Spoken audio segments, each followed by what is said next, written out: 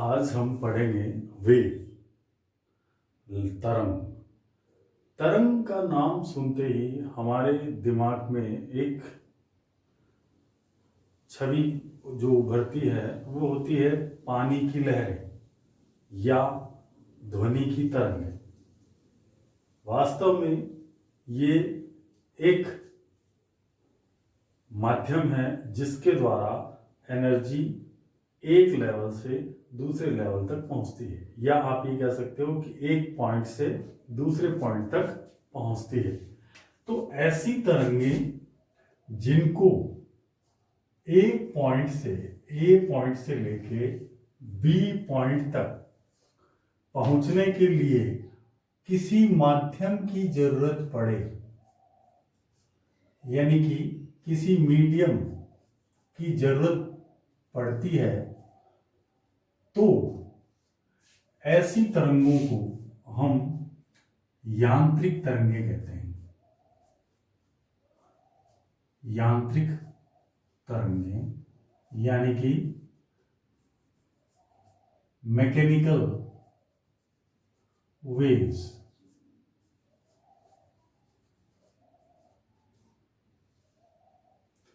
तो mechanical waves वे waves हैं जिनको एक पॉइंट से एनर्जी यानी कि ऊर्जा को दूसरे पॉइंट तक पहुंचाने के लिए किसी मीडियम की जरूरत पड़ती है। अगर हम देखें तो मेनली हम इसे दो भागों में कैटेगराइज कर सकते हैं। सबसे पहली तरंग अनुप्रस्थ तरंग।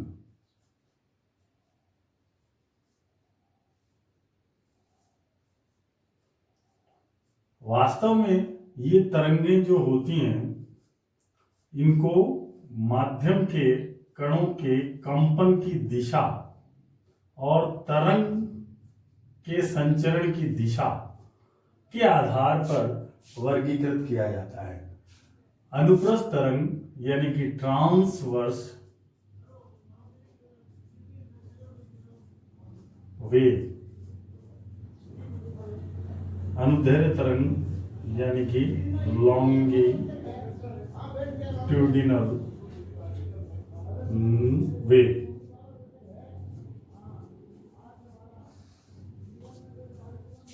अब यहां माध्यम में कोई भी विक्षोभ जब बनता है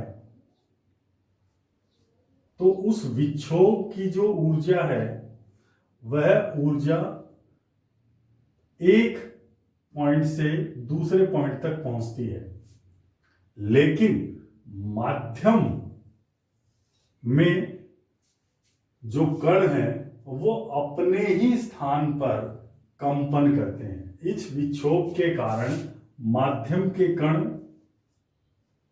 कंपन करते हैं और कंपन, कणों के कंपन और तरंग संचरण, इन दोनों की जो डायरेक्शन है इसके आधार पर हम इन्हें दो वर्गों में बांट सकते हैं। जब तरंग संचरण और कंपन, कणों के कंपन की दिशा एक दूसरे के लंबवत हो, मान लो कण इस प्रकार कंपन कर रहे हैं और तरंग इस दिशा में संचरित हो रही है, तो उसे हम बोलेंगे अनुप्रस्थ तरंग। और यदि तरंग इस दिशा में कंपन संचरित हो रही है और कण भी इस दिशा में कंपन कर रहे हैं, तो उसे हम बोलेंगे लॉन्गिट्यूडिनल वेव, यानी कि अनुदैर्ध्य तरंग। इसे और अच्छे तरीके से समझने के लिए हम इसका माध्यम के अनुसार इसका चित्र भी बना सकते हैं हम। तो इसमें देखिए आप कि ये कणों की दिशा है, इस दिशा में या इस दिशा में कण कंपन कर रहे हैं और तरंग इस दिशा में कंपन कर रही है, संचरित हो रही है। ये इस तरीके से हम इसको दिखा सकते हैं कि माध्यम के जो कण है वो अपने स्थान से किस प्रकार कंपन कर रहे हैं। इस तरीके से माध्यम के कण कंपन करते हैं। यहां अधिकतम जो कण का विस्थापन होगा उसे हम श्रृंग कहेंगे, यानी कि क्रेस्ट।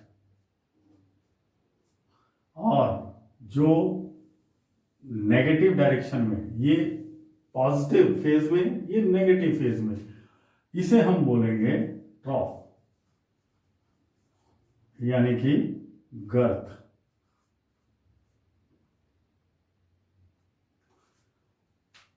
इस प्रकार तरंग अपने माध्यम में तरंग संचरण की दिशा के लंबवत कंपन करते हैं।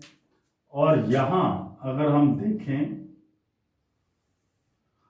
अनुदैर्घ्य तरंग के मामले में, तो ये कुछ इस तरह से हम बता सकते हैं।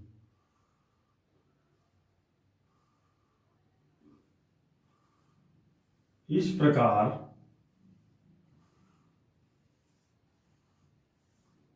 हम इसे दिखा सकते हैं। अब देखिए, ये जो पोर्शन है और ये पोर्शन जो है, इन दोनों में जो अंतर है उसे हम बोलते हैं, यहां ये संपीड़ित हो रहे हैं, इसे हम संपीड़न कहेंगे। यानी कि मीडियम के पार्टिकल्स कंप्रेस हो रहे हैं, यानी कि कंप्रेशन हो रहा है यहां, जबकि यहां विरल, यानी कि ये फैलाव हो रहा है। इसे हम रेयरफैक्शन भी बोलते हैं।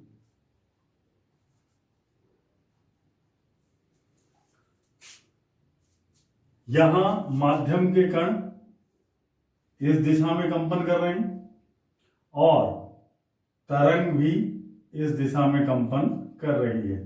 दोनों ही एक दिशा में कंपन कर रहे हैं, यानी कि यहां माध्यम के कण और तरंग संचरण की जो दिशा है वो समांतर है, यानी कि पैरेलल है। और यहां तरंग संचरण और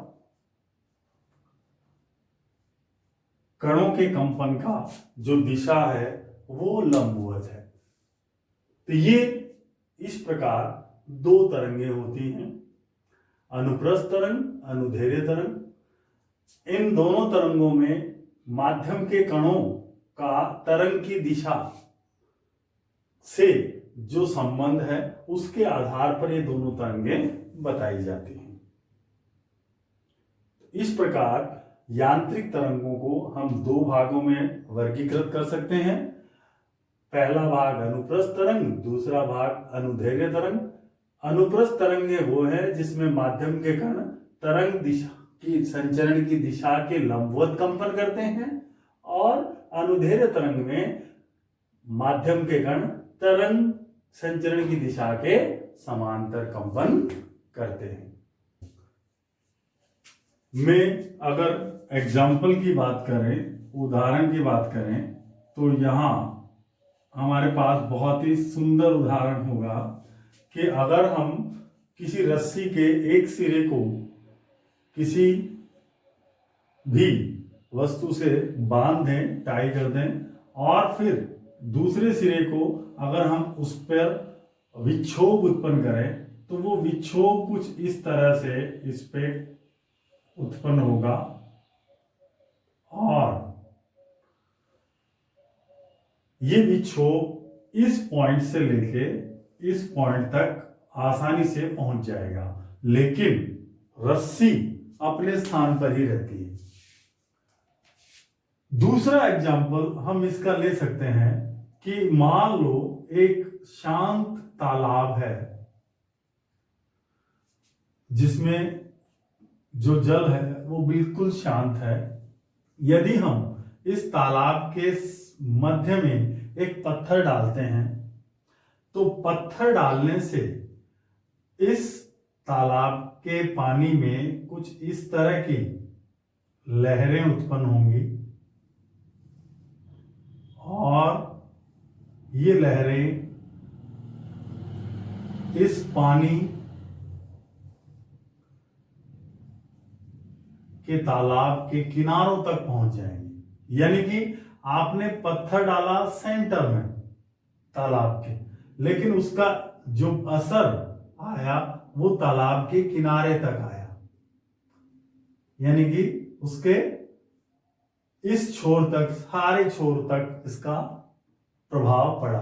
तो इस प्रकार यहां जो ऊर्जा थी वो ऊर्जा इसके इस एंड तक पहुंची, लेकिन पानी के कणों ने केवल अपने स्थान पर वाइब्रेशन किया, यानी कि कंपन किया।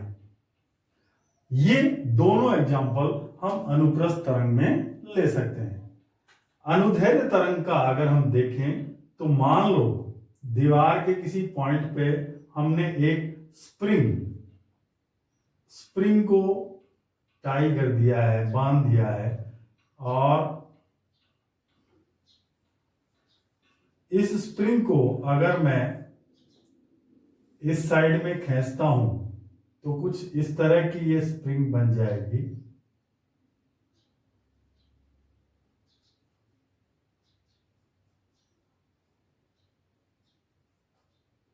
इस पॉइंट तक।